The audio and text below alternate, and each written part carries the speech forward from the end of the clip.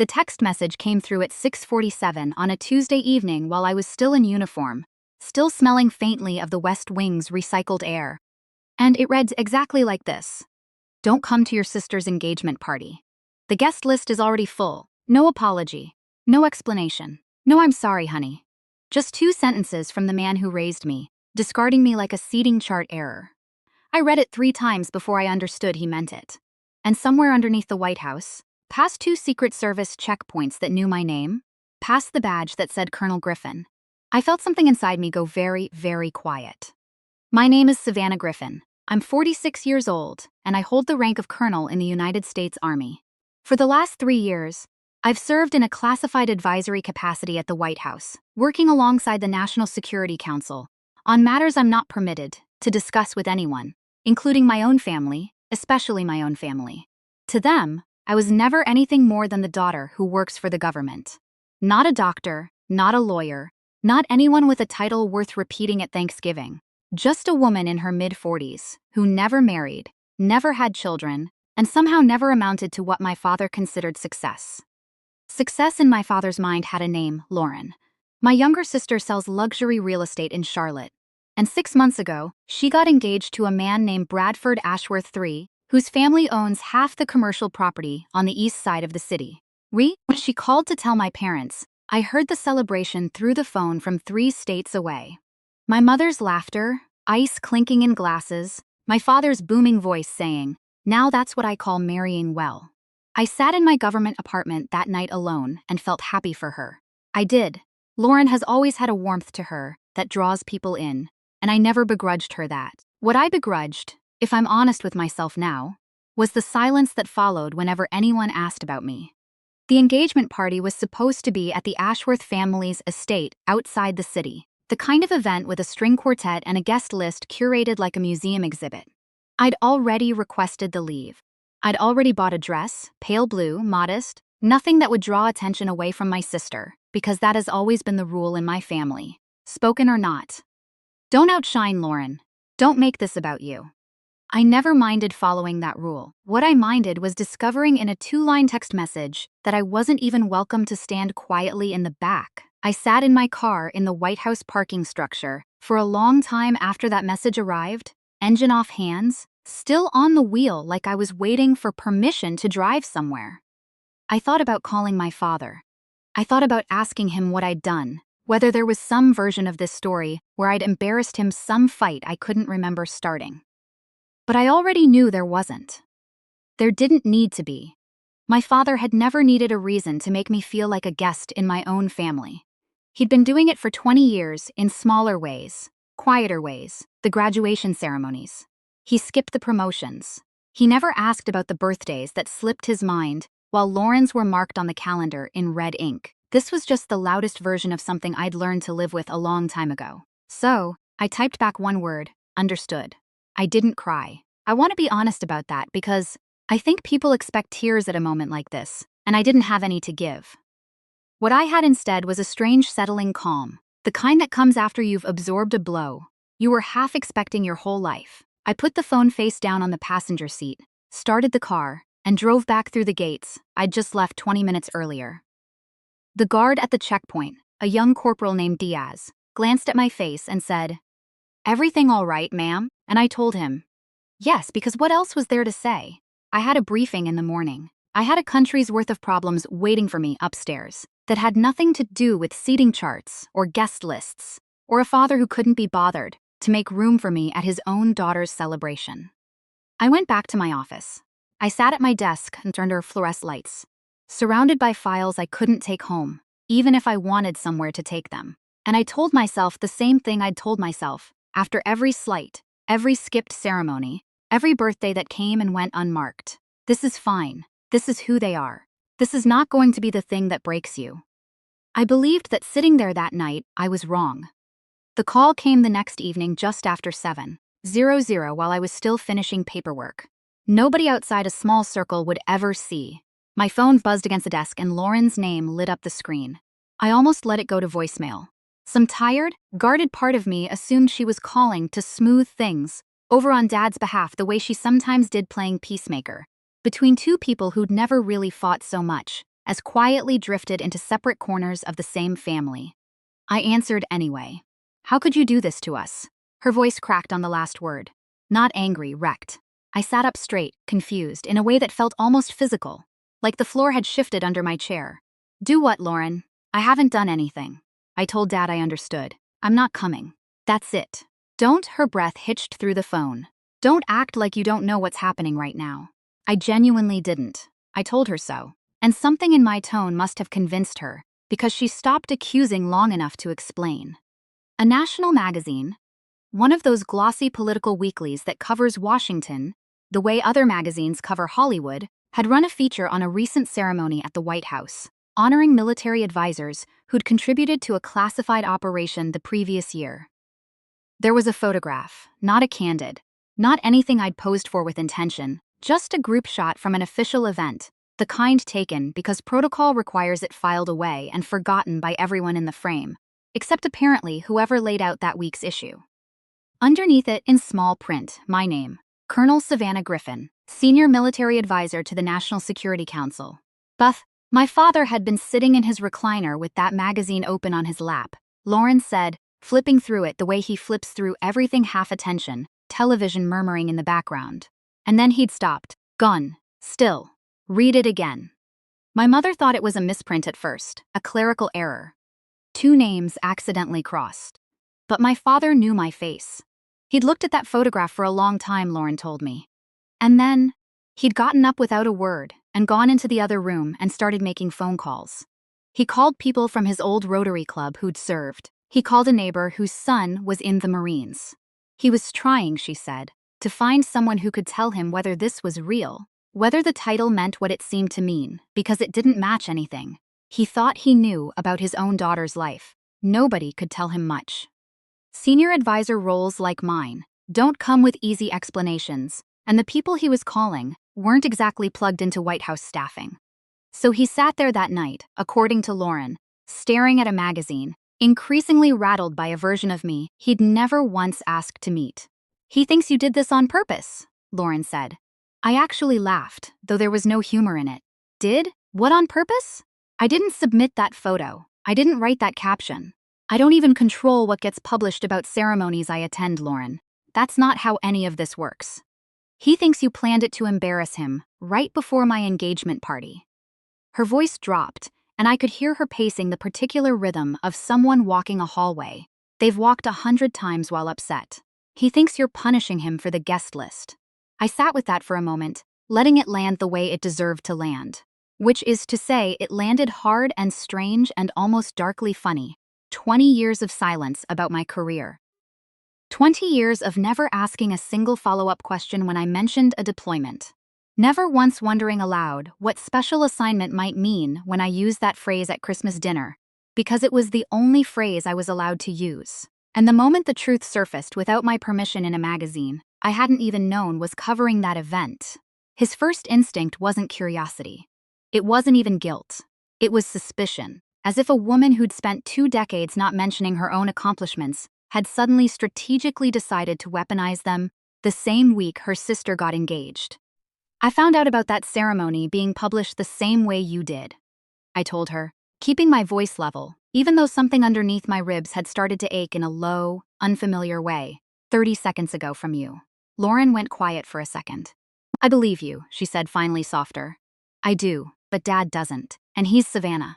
He's spiraling. He keeps saying things like, why wouldn't she tell us? And what else is she hiding? And I don't know what to say to him because I don't know what you do either. Nobody in this family knows what you do. That last sentence sat between us, like something neither of us wanted to touch. Nobody's ever asked, I said quietly. She didn't have a response to that. I didn't push her for one. We stayed on the line a moment longer, both of us breathing into the silence. Both of us aware that something had shifted that couldn't be unshifted. Knew that a photograph and a caption had cracked open a door my family had spent 2 decades pretending didn't exist. Before we hung up, Lauren said one more thing, and it stayed with me long after the call ended. Long after I'd turned off my office lights and walked out into the cool Washington night. Dad thinks you planned this. I didn't sleep much that night. I lay in the dark, replaying every version of my life my father had never bothered to learn. wondering how a man could spend 20 years assuming the worst about a daughter he'd never once tried to understand. The truth about my family didn't start with a magazine photograph. It started decades earlier in a 2-story house in Roanoke, Virginia, where I learned early that love in our home came with conditions I never fully understood but always felt. My father, Wallace Griffin, ran a small insurance agency for 35 years. He was not a cruel man, not in any way you could point to and call abuse. He never raised his voice much, never raised his hand at all.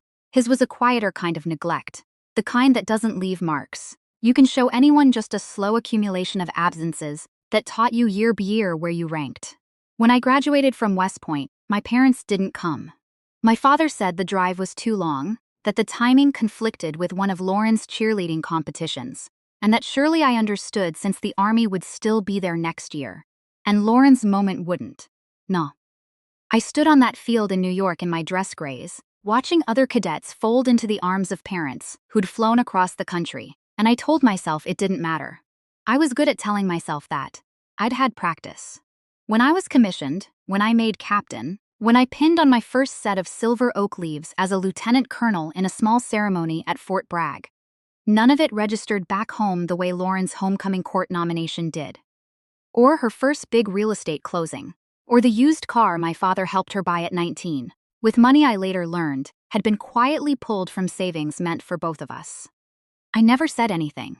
What was there to say? My father had a phrase he liked to use whenever the subject of my service came up, usually delivered with a kind of weary patience, like he was explaining something obvious to someone slow to catch on. Military doesn't build families, Savannah. It breaks them apart. He said it about deployments. He said it about my decision back in my 20s to re-enlist instead of coming home to settle down the way he thought a daughter should. He said it more than once, as though my uniform were something I'd chosen instead of him, rather than something I'd chosen, because it was the first place in my life that ever measured me by what I actually did, instead of what I failed to be. What he never knew, because he never asked not once in 22 years, was what that uniform actually meant. He didn't know about the 18 months I spent in Iraq, coordinating logistics for a forward operating base, under near constant threat, about the convoy I redirected at the last possible minute, based on intelligence. Nobody else believed a decision that likely saved 11 lives and earned me a commendation I never mentioned at a single family dinner. Wrapped? He didn't know about Afghanistan, about the field hospital I helped establish in a province most Americans couldn't find on a map, about the nights I spent awake making decisions that would follow me for the rest of my life. He didn't know about the Bronze Star sitting in a drawer in my apartment, wrapped in the same tissue paper it came in, because I'd never found an occasion where showing it to him felt like it would matter. He didn't know because he never asked, and I never offered, because somewhere along the way, I'd absorbed the lesson so completely that I stopped expecting different. You learn not to bring gifts to a house where no one opens the door. The National Security Council posting came 3 years ago quietly, through channels I'm still not permitted to fully describe. It required a level of clearance and vetting that took the better part of a year background checks, reaching back to elementary school teachers' interviews, with people I hadn't spoken to since college.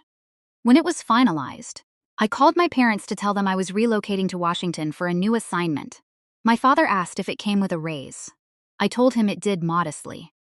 He said that was good, sounded satisfied, and then asked to speak to my mother about something concerning Lauren's upcoming open house. That was the entire conversation. 3 years of the most significant work of my life, and it had lasted less than 4 minutes on the phone, most of which concerned my sister's real estate listing.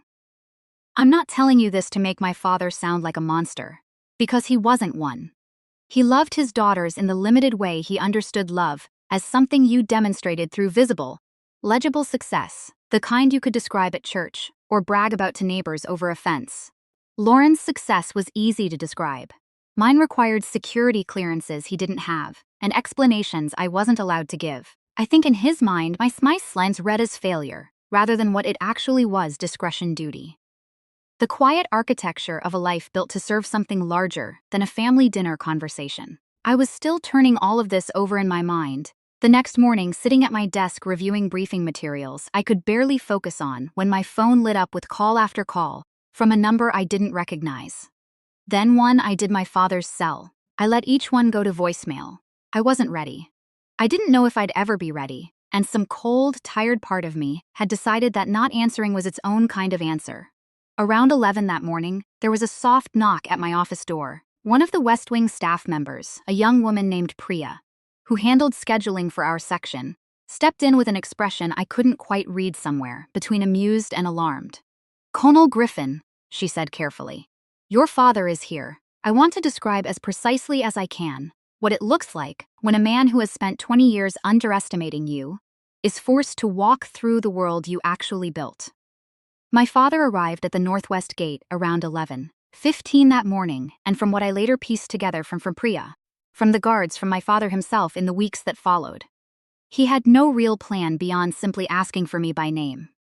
He wore his good church jacket, the navy one, with the slightly outdated lapels, and he'd combed his hair the way he does, for occasions he considers important. I imagine he thought this would be like showing up at any office building, that he'd give my name to a receptionist, and a few minutes later, I'd walk out, and we'd have some tense but ultimately manageable conversation in a lobby somewhere. That is not how the White House works. And my father learned this the hard way, standing at a checkpoint for the better part of 40 minutes, while Secret Service personnel verified his identity, cross-referenced his information, made calls to confirm that yes, a Colonel Savannah Griffin did in fact work in this building, and yes, this man claiming to be her father was, according to records, exactly that.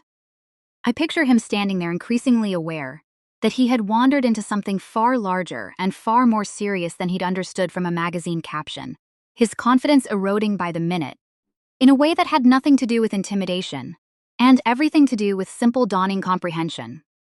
Putty Priya came to get me once his clearance was processed, and I walked out to the visitor area with my stomach in knots, uncertain what version of my father I was about to meet, the accusatory one from Lauren's phone call, or someone else entirely. What I found was a man standing very still near the window, hands clasped in front of him, like he wasn't sure what to do with them, watching the flow of people moving purposefully around him, and what he was watching, I realized as I approached, was every single person who passed, nodding, greeting, acknowledging me before they even registered I had a visitor.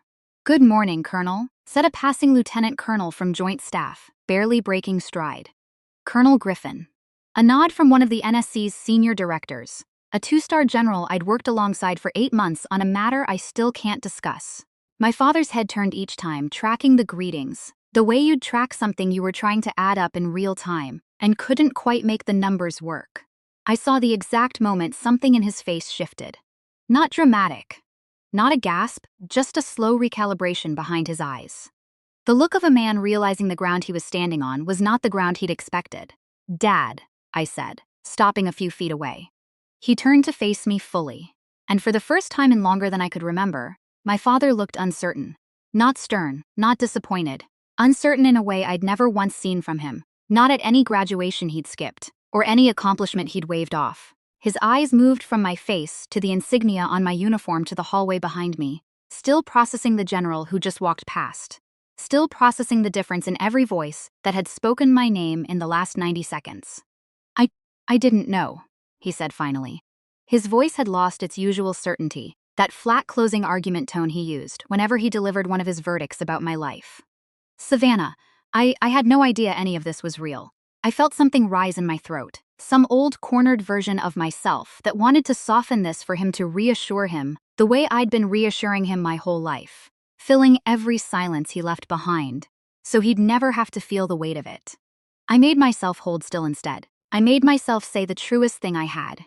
You never asked. It wasn't cruel the way I said it. I want to be clear about that. There was no triumph in my voice, no satisfaction at watching him absorb it.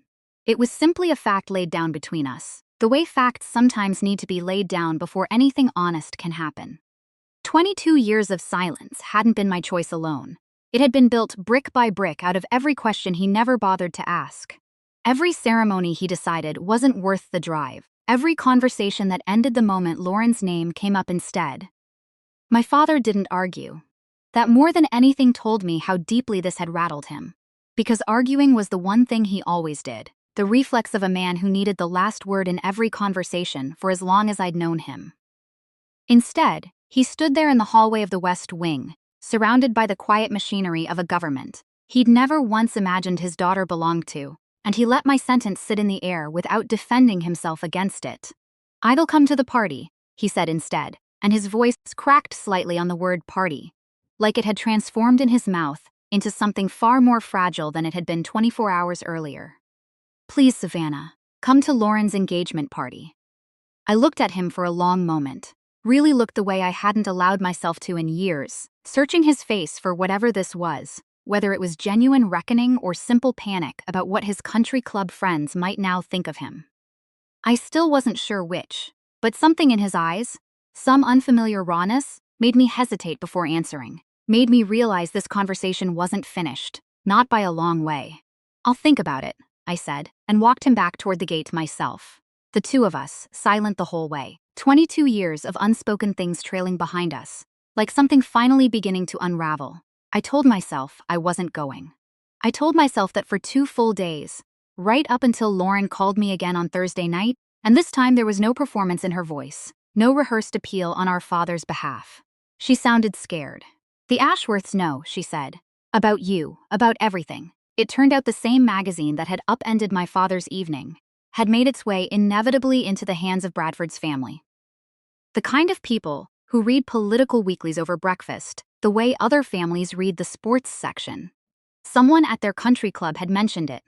A colonel in the family they'd said practically impressed, and Bradford's mother had asked Lauren about it, directly expecting some charming story about a distinguished older sister.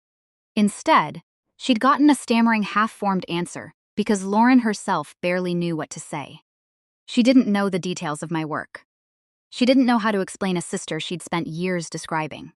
When anyone asked, as someone who does something for the government, I'm not really sure what. The Ashworths, it turned out, did not take kindly to feeling misled. Bradford's mother, a woman named Constance, who I'd never met, but who Lauren described in a tone somewhere between fear and awe, had apparently said something to the effect of families who hide things from us at the start tend to keep hiding things later. There had been a tense phone call between our father and Bradford's father. There had been talk briefly of postponing the engagement announcement altogether while the Ashworths reassessed. My father was, in Lauren's words, coming apart at the seams, terrified that his own decades of quiet dismissal toward me was about to cost his younger daughter the marriage he'd been quietly measuring his own success against for months.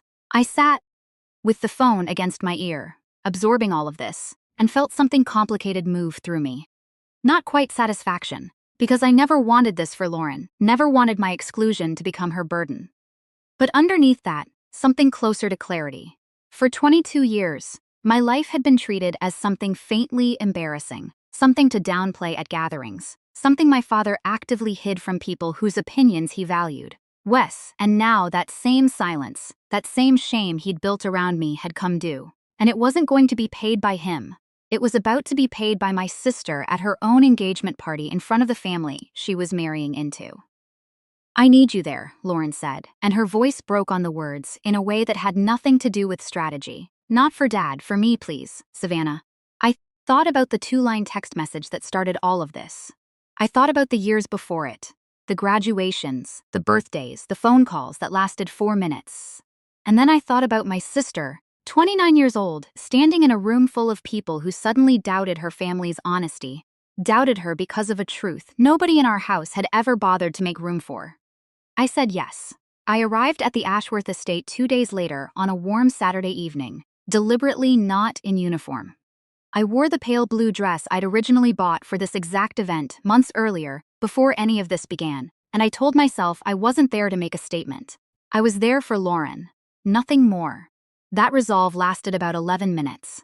I was standing near the edge of the terrace, a glass of sparkling water in hand, trying to make myself as unremarkable as possible, when an older man in a tweed jacket approached with the unmistakable bearing of someone who'd once worn a uniform himself. He introduced himself as a retired Marine colonel, a friend of the Ashworth family, and he'd apparently overheard someone mention my name near the bar. "Colonel Griffin," he said, extending his hand with a firmness that carried its own kind of respect. "I read about the operation you supported last year. Extraordinary work. It's an honor. I hadn't expected to be recognized, Not there, not by anyone. But word moves quickly in certain circles, and within 20 minutes, 3 more people had approached a veteran who'd served in the same theater. I had a young naval officer who'd heard my name from his commanding officer, a woman whose husband had worked adjacent to my unit years earlier. None of them made a show of it. There was no fanfare, no announcement, just a quiet current of recognition, moving through the party, person by person, the kind of respect that doesn't need to be loud to be real. I found my father standing near the edge of the terrace, at one point holding a drink he hadn't touched, watching all of this unfold with an expression I'd never seen on him before. Not pride, not yet. Something rarer than that. Something closer to grief, I think, now looking back. Grief for 22 years, he'd spent assuming a version of me that had never actually existed. Grief for every ceremony he'd skipped, believing there was nothing worth attending. He caught my eye across the terrace, and for a moment neither of us moved. The party continued around us, laughter and clinking glasses, and Lauren's bright, relieved smile as Constance Ashworth warmed visibly toward her. But between my father and me, there was only that long look heavy, with everything neither of us had said, yet everything still waiting to be spoken. He didn't come over. Not then. I think he understood in that moment that whatever needed to happen between us wasn't going to happen in front of an audience. My father found me 2 hours later, after most of the guests had migrated toward the dessert table, and the string quartet had shifted into something slower, quieter. He found me sitting alone on a stone bench at the edge of the garden, away from the noise the way I'd been finding quiet corners at family gatherings my whole life. He sat down beside me without asking, which was unlike him. And for a long moment, neither of us said anything at all. "I told people you worked in an office," he finally said, staring straight ahead at the garden rather than at me. "For years, when your Aunt Carol asked what you did, I told her you did paperwork for the government, filing. I think I said once, 'I made you sound.'"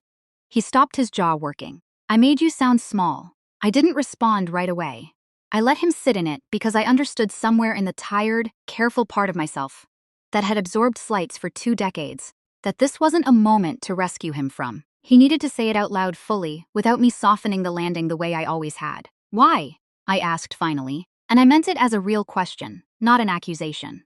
He was quiet for a long moment. When he spoke again, his voice had lost the polish. It usually carried the confident closing statement cadence I'd grown up under.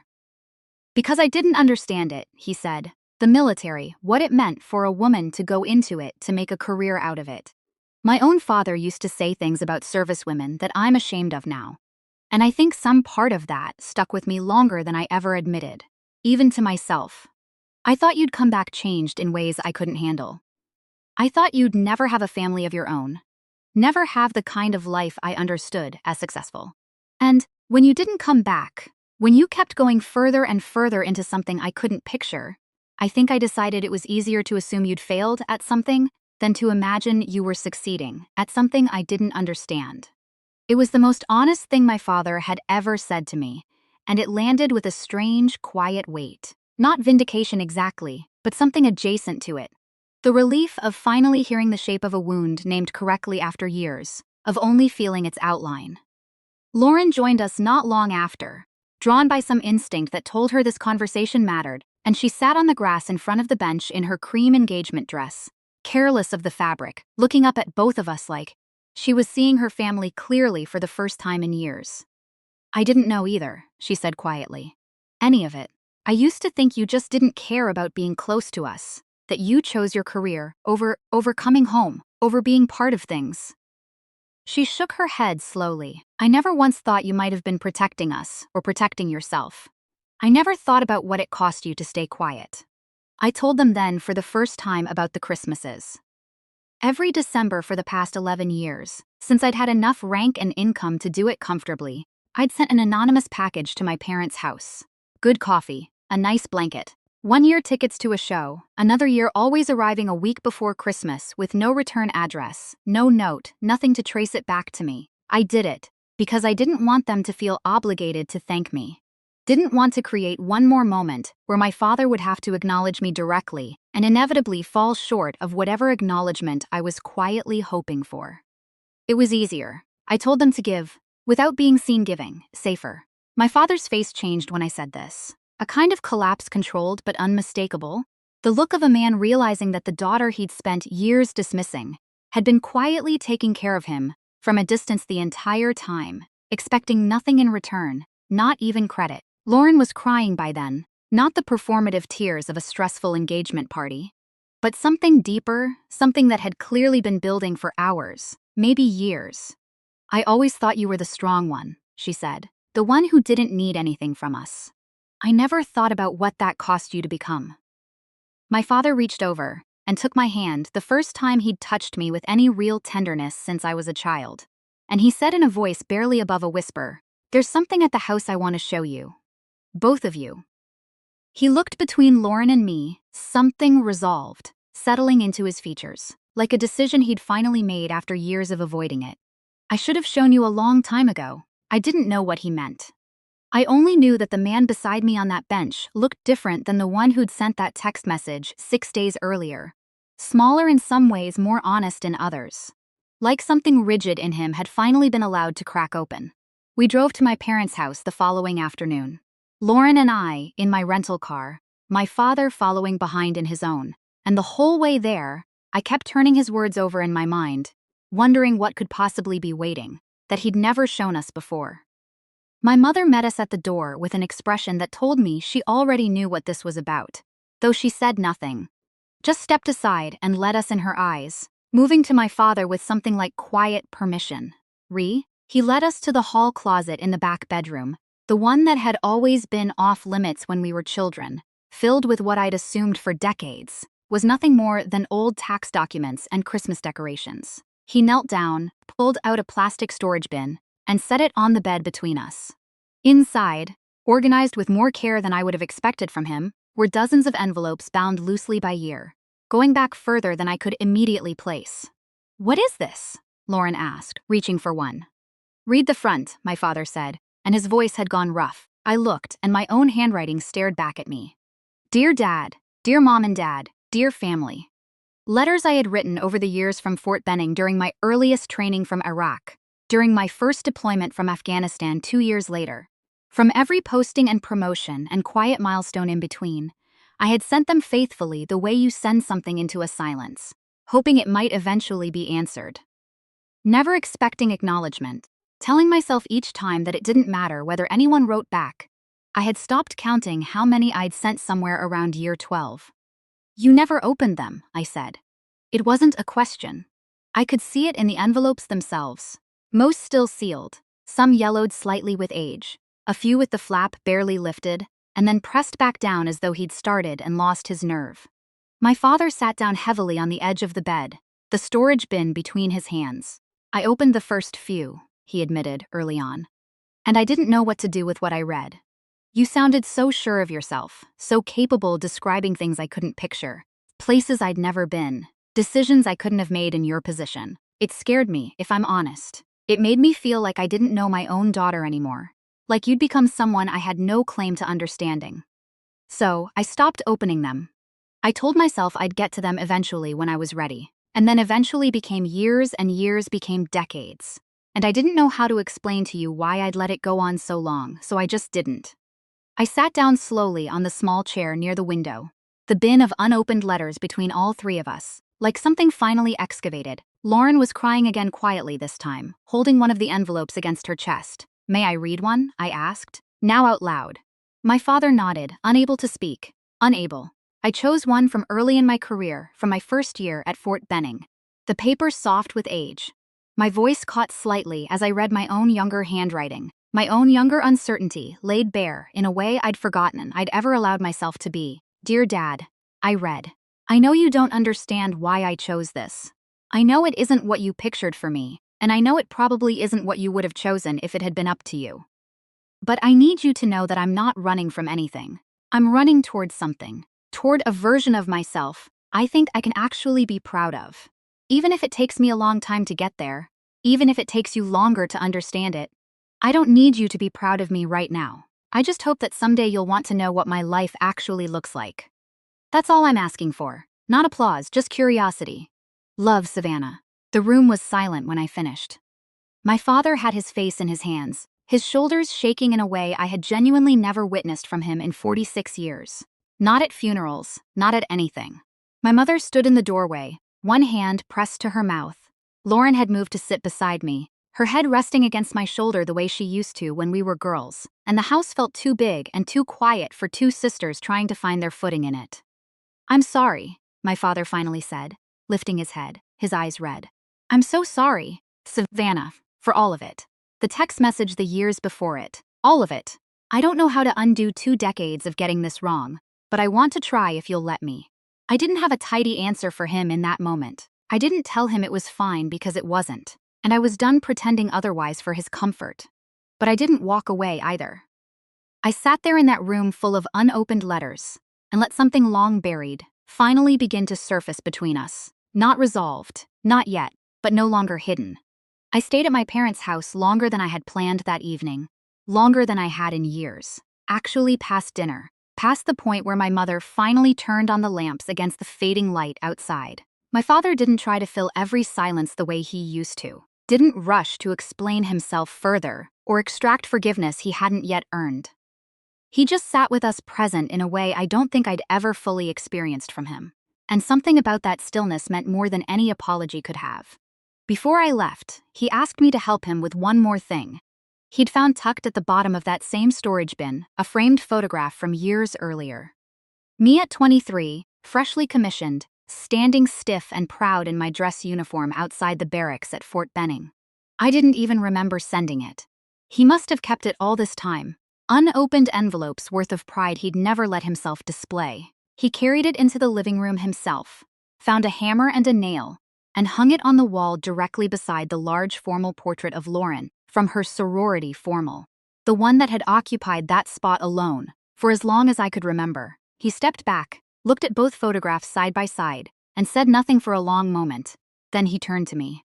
"There," he said, his voice unsteady. "That's 20 years late, but there, I won't pretend that single gesture repaired everything, because grief and neglect don't dissolve on command, no matter how sincere the apology. There will be more conversations ahead, harder ones, probably moments where old patterns try to resurface, and we'll both have to choose again and again to do better than we did before." But standing in that living room, looking at two photographs, finally hung as equals, I felt something loosen in my chest that had been tight for over 2 decades. I drove back to Washington the next morning, with the early sun coming up over the Virginia hills. And somewhere along that quiet stretch of highway, I found myself thinking not about the anger I'd carried for so long, but about what I actually needed all along. I used to believe it was an apology.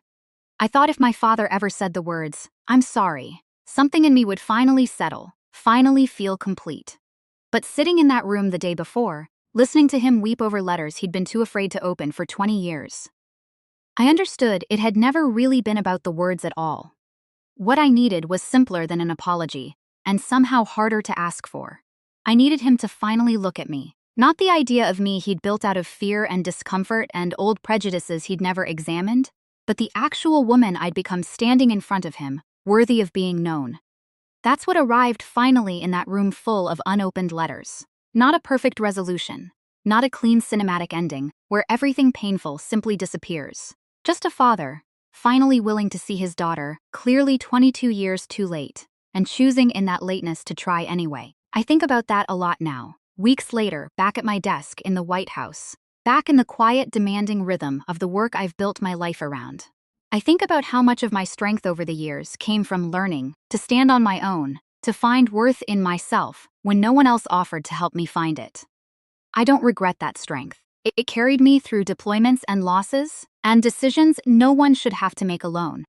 But I've also learned something else in the weeks since that evening in my parents' living room. That needing people wanting to be seen by them isn't a weakness you outgrow. It's something you're allowed to keep wanting, no matter how old you get, no matter how many medals or titles or private victories you accumulate along the way. Lauren and Bradford's wedding is in the spring. My father asked carefully, almost shyly, if I'd wear my dress uniform. Not to make a statement, he said, just because he wanted to see it. Wanted to finally understand what it looked like on the daughter who'd worn it for over 20 years without an audience. I told him, yes. If there's one thing I hope you carry away from this story, it's this. Sometimes the people who hurt us aren't monsters. Just people who never learned how to ask the right questions, who let fear and old habits stand in for genuine understanding. That doesn't excuse the years of silence. And it doesn't mean every ending looks like mine, but if there's someone in your life you've stopped expecting to truly see you, it might still be worth leaving the door open, just a little the way I did, without even meaning to. I'd love to know what you would have done in my place. Would you have gone back to that party? Would you have opened that door again after everything? Tell me in the comments below, and let me know where you're watching from tonight. I'm always amazed at how far these stories travel. We share stories like this every single day. Real moments about family forgiveness, and the quiet battles so many of us fight without anyone ever knowing. So, if this one moved you, hit subscribe so you never miss the next story that might feel just a little too close to home. Thank you for sitting with me through this one. I'll see you in the next story.